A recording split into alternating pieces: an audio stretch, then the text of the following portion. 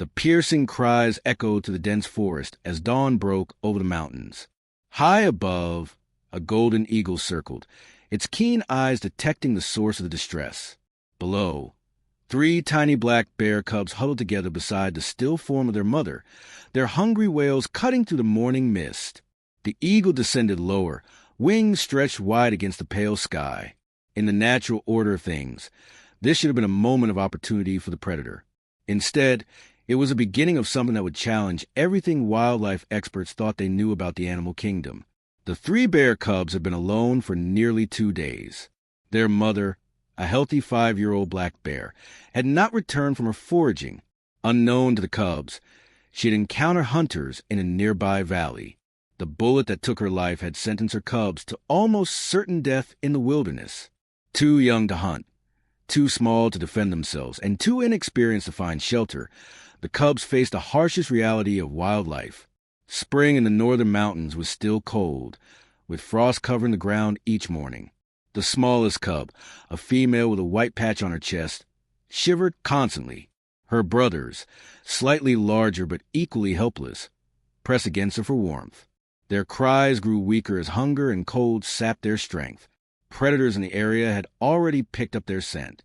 A pack of coyotes had circled their location the previous night, but had been scared off by a sudden storm. That protection wouldn't last much longer. The golden eagle was a 7-year-old male with a territory spanning 20 square miles of mountain wilderness. His kind were known for their hunting prowess, sometimes taking prey as large as young deer. The cries of the bear cubs had drawn his attention during his morning flight. Eagles typically see cubs as potential prey, especially when vulnerable and separated from their mother. Nature's rules are simple and harsh in this regard. The eagle landed on a pine branch overlooking the clearing where the cubs had made their temporary den beneath a fallen log. His sharp eyes assessed the situation with the calculated precision of a predator. The cubs' mother was nowhere to be seen, and the cubs themselves were growing weaker by the hour. They had ventured out from beneath the log, crying and searching for their mother, exposed to any danger that might come their way. What happened next defied explanation. Rather than swooping down to attack, the eagle remained perched, its head tilted as if listening to the cubs' cries. When a fox approached the clearing, drawn by the sound of potential easy prey, the eagle suddenly spread its massive wings and dove toward it with a threatening screech. The fox retreated quickly, leaving the cubs temporarily safe once more. As the day progressed, the eagle remained nearby, perched on various trees surrounding the clearing. Wildlife biologists would later struggle to explain whether this was a case of unusual curiosity or something more complex. Whatever the reason, the cubs had gained an unlikely sentinel at the time they needed one most. As the sun climbed higher, the 3 bear cubs grew increasingly desperate. They had ventured farther from the fallen log, their tiny paws unsteady on the forest floor. The smallest female cub stumbled and fell into a shallow puddle, her weak cries barely audible now. Her brothers nudged her, urging her to stand, but hunger and cold had taken a severe toll on her strength. The golden eagle, still watching from above, suddenly took flight. Its massive wingspan cast a shadow over the cubs as it circled once, twice, then disappeared beyond the tree-line. Nature seemed to have taken its expected course. The predator had lost interest or moved on to easier prey. The forest fell silent, except for the occasional whimper from the weakening cubs. 30 minutes later, the eagle returned. Clutched in its powerful talons was a freshly caught rabbit. In a behavior that would later confound wildlife experts, the eagle dropped the rabbit just 10 feet from where the cubs huddled.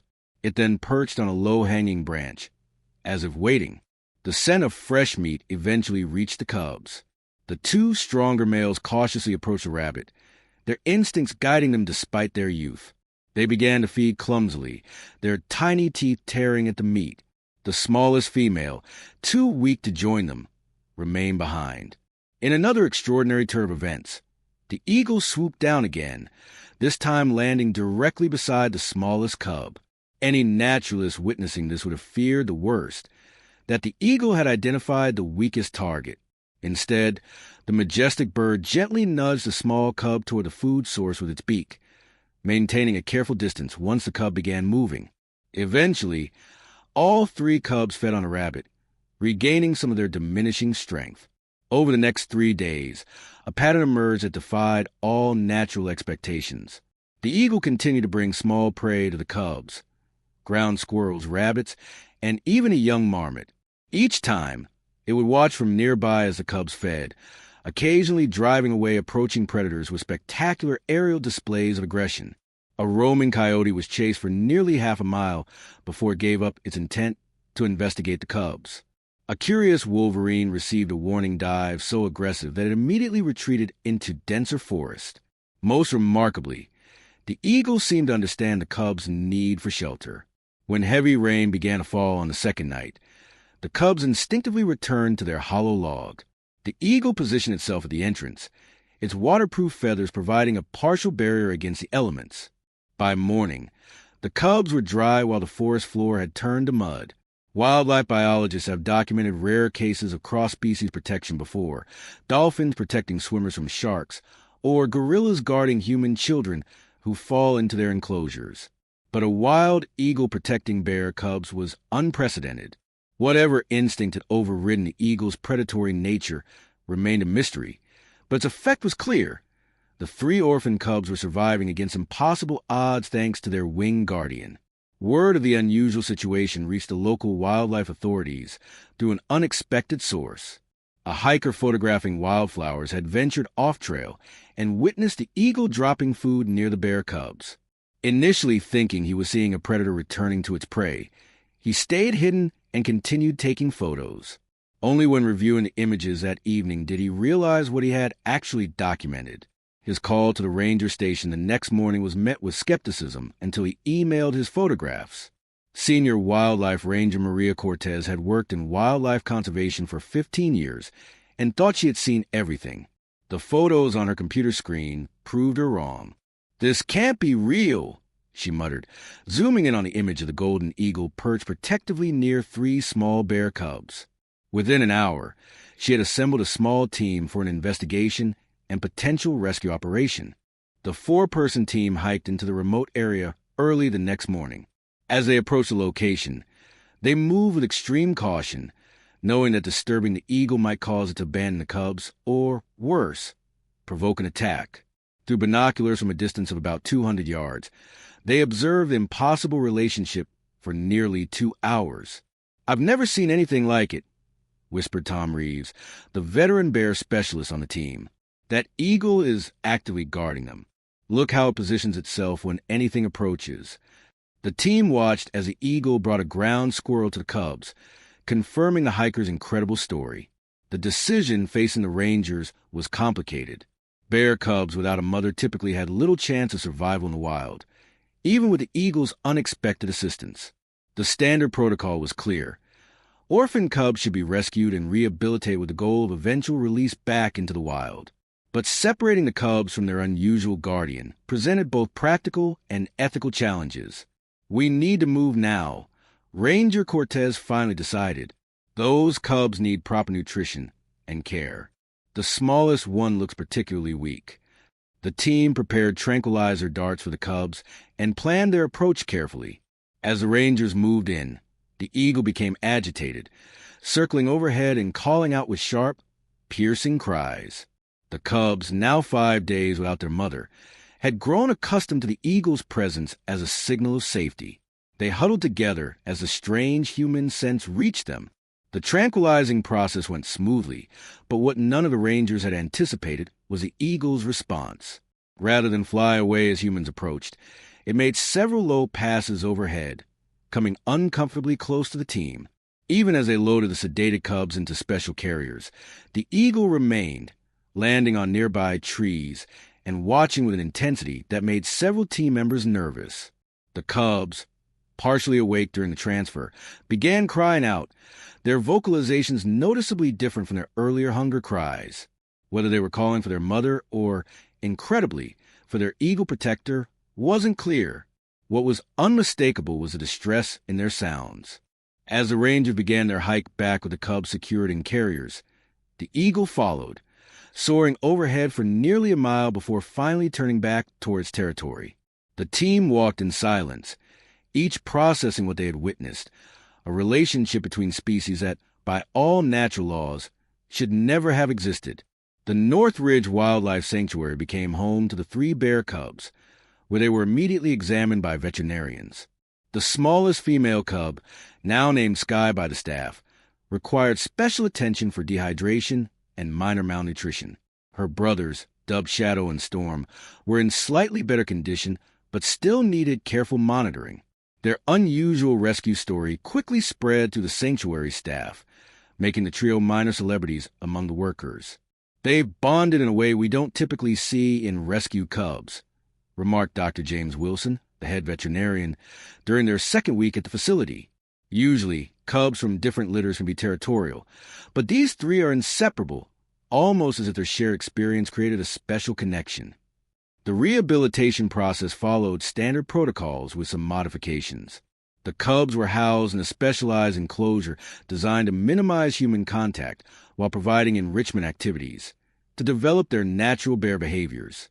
Their diet gradually expanded from formula to include berries, fish, and other foods they would need to recognize in the wild. Staff members wore special scent masking suits when feeding or caring for them, ensuring the cubs wouldn't associate humans with food or safety. As the months passed, the cubs grew at a remarkable rate. By autumn, they had tripled in size, their behaviors becoming more distinctly bear-like with each passing week. They learned to forage in their enclosure, finding hidden food placed by caretakers. They practiced climbing on specially constructed log structures, and even spent time digging shallow dens, all important skills for their eventual return to the wild.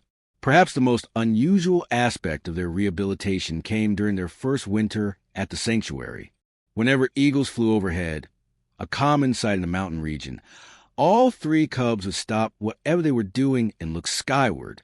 This behavior was particularly strong in Sky, the smallest cub, who would occasionally make soft vocalizations unlike typical bear sounds when eagles were present. "There's something imprinted on them from that experience," observed wildlife behaviorist Dr. Anita Ramos, who spent hours documenting the cub's development. Typically, bears have an instinctive wariness of aerial predators, not this apparent recognition or interest. It's as if they're looking for their protector. The sanctuary staff debated this phenomenon extensively. Was it possible the cubs actually remembered the eagle that had temporarily saved them? Or was this behavior merely coincidental? No consensus was reached, but one thing was certain. These 3 bears were developing with a unique perspective on the world around them, one that might influence their behavior when they eventually returned to the wild. 2 years passed quickly at the North Ridge Wildlife Sanctuary. The 3 cubs had grown into healthy young adult bears, each weighing over 200 pounds. Sky, once the frail run of group, had developed into a cautious but capable bear. Her brothers, Shadow and Storm, had grown larger and more confident, but the trio maintained their unusual bond throughout their time in rehabilitation. The spring equinox marked the day of their planned release. The team had selected a remote area of protected wilderness approximately 15 miles from where the cubs had been found. This location offered abundant food sources, minimal human interference, and enough space for the bears to establish their own territories if they eventually chose to separate.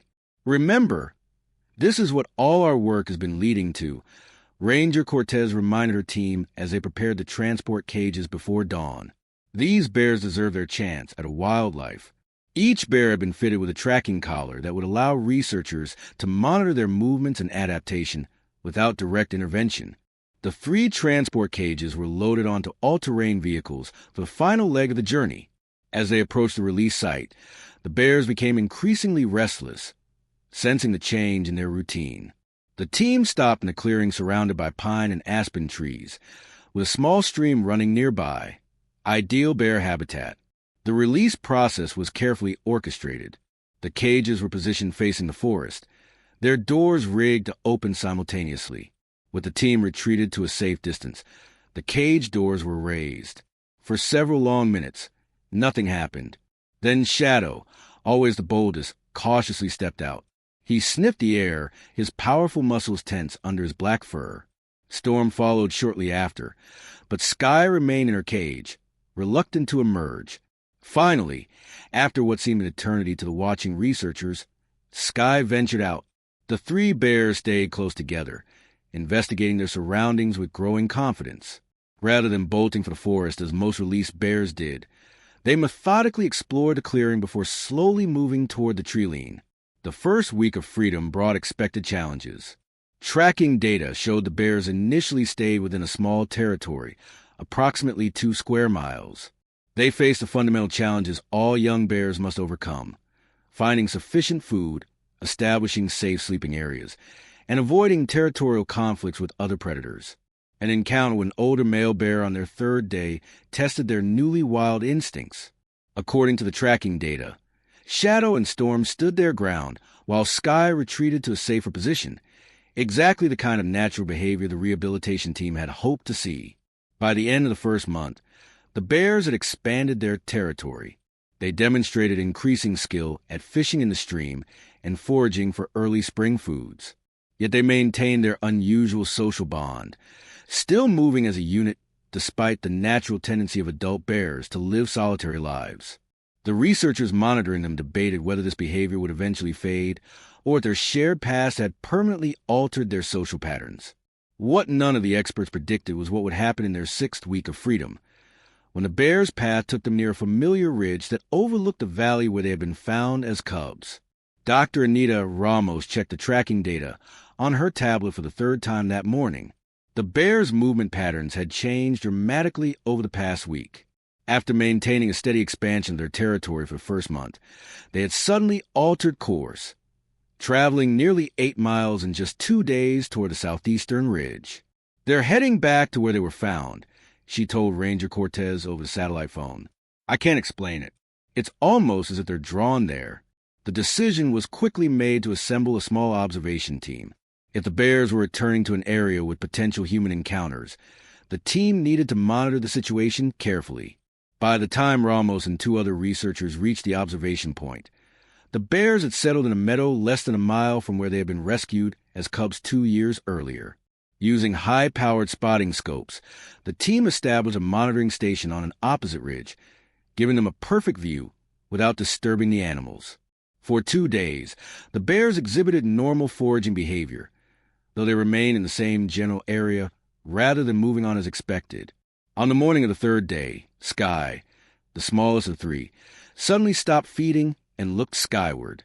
Her brothers followed her gaze moments later. "There's something up there," whispered research assistant Kevin Park, adjusting his scope. "I think it's an eagle." Through their scopes, the team watched as a massive golden eagle circled overhead. Eagles were common enough in these mountains that the researchers initially thought little of it. What happened next, however, defied explanation. Rather than showing the typical caution bears exhibit when aerial predators are present, all 3 bears moved to the center of the meadow, fully exposed, their attention fixed on the circling bird. The eagle began to descend in wide, spiraling circles, eventually landing on a dead tree at the meadow's edge. "No way," Ramos breathed. Her eye pressed her scope. "Check the markings on that eagle. The pattern on the right wing. It has a distinctive lighter patch. Kevin, pull up the photos from 2 years ago." As Park fumbled with the tablet, pulling up the original rescue documentation, Ramos continued her observation. The bears had approached to within 30 yards of the perched eagle, extraordinarily close for wild animals of different species. The eagle remained still, its head moving only to track their approach. "It's the same eagle," Park confirmed, his voice barely audible. "The wing markings match perfectly. This is the same bird that was with them as cubs." What unfolded over the next hour left the research team questioning everything they understood about animal cognition and memory. The bears moved cautiously toward the eagle, stopping occasionally as if assessing the situation. When they reached the base of the dead tree, Sky stood on her hind legs, a posture bears often use to better see or smell something of interest. The eagle, rather than showing alarm at 3 large predators beneath its perch, calmly watched them. Then, in a moment that would later be described in numerous scientific papers, it swooped down from its perch, circled the bears once at close range, and landed on a fallen log just 15 feet from them. "This is impossible," whispered the 3rd researcher, an experienced wildlife biologist who had studied bear behavior for decades. "They should be exhibiting defensive postures or retreating." Instead, they appear comfortable. The team watched in stunned silence as the bears settled near the eagle, the group forming a tableau that challenged everything wildlife science understood about interspecies relationships. The bears were not merely tolerating the eagle's presence. They appeared to be actively seeking proximity to it. 2 years, Ramos said quietly, still watching through her scope. 2 years since they last saw each other, and somehow they remember. What began as a one-day observation of an impossible reunion evolved into a months-long research project that drew wildlife experts from across the country. The bears had established their territory in and around the area where they had first encountered the eagle, and the eagle, now confirmed through distinctive markings to be the same bird that had guarded them as cubs, remained in close proximity. "We need to document everything," Dr. Ramos insisted as the research team set up permanent observation blinds at strategic points around the territory, equipped with long-range cameras, recording equipment, and supplies for extended stays. The team began gathering data on what would soon be recognized as one of the most extraordinary wildlife relationships ever documented. The first evidence of active cooperation came 3 weeks into the observation. Shadow and Storm were attempting to fish in a fast-moving stream, but having limited success. The eagle, perched on a nearby pine, suddenly took flight and began circling the water. Then, in a behavior typically used to herd fish towards shallow water for easier catching, it repeatedly dove toward specific areas of the stream. The bears, initially startled, soon began focusing their attention on the spots where the eagle had disturbed the water. Within minutes, both bears had successfully caught fish. "It's directing them," whispered a visiting ornithologist, watching through a spotting scope. "That's a modification of herding behavior some eagles use with their mates, but I've never seen it directed at another species." As spring turned to summer, the extraordinary partnership continued to develop. The eagle would often scout ahead when the bears were on the move, sometimes calling out with distinctive cries that the bears appeared to recognize. When the eagle spotted potential prey or food sources, it would circle above the location until the bears arrived. Perhaps most remarkably, the bears began reciprocating. When Shadow successfully toppled a rotted tree stump filled with grubs and insects, the eagle was permitted to feed alongside the bears, a privilege that would normally be unthinkable for any creature near a feeding bear. On another occasion, Storm dug up a ground squirrel colony, and the eagle swooped in to catch squirrels that tried to escape beyond the bear's reach.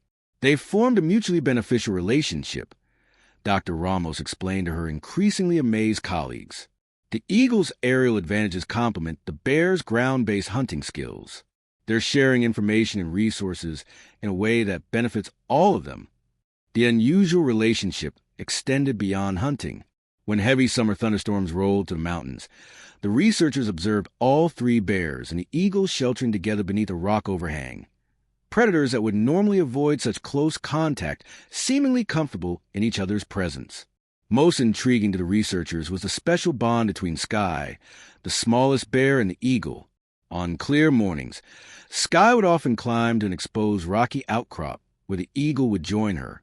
They would remain there, sometimes for hours, the eagle occasionally preening its feathers while Sky simply sat nearby, both gazing out over the valley below.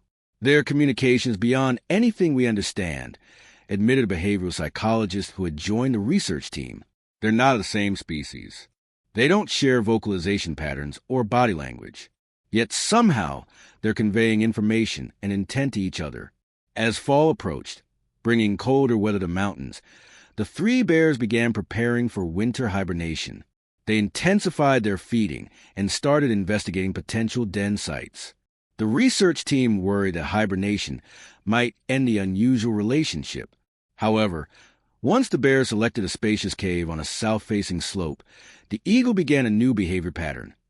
It established a perch on a tree with direct sight line to the cave entrance.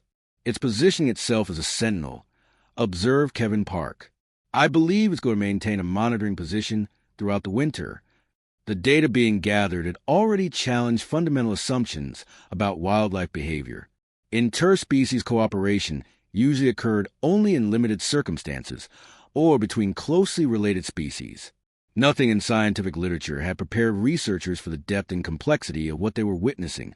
A golden eagle and three black bears not merely coexisting, but actively cooperating in ways that suggested recognition, memory, and perhaps even something that, if observed in humans, might be called friendship.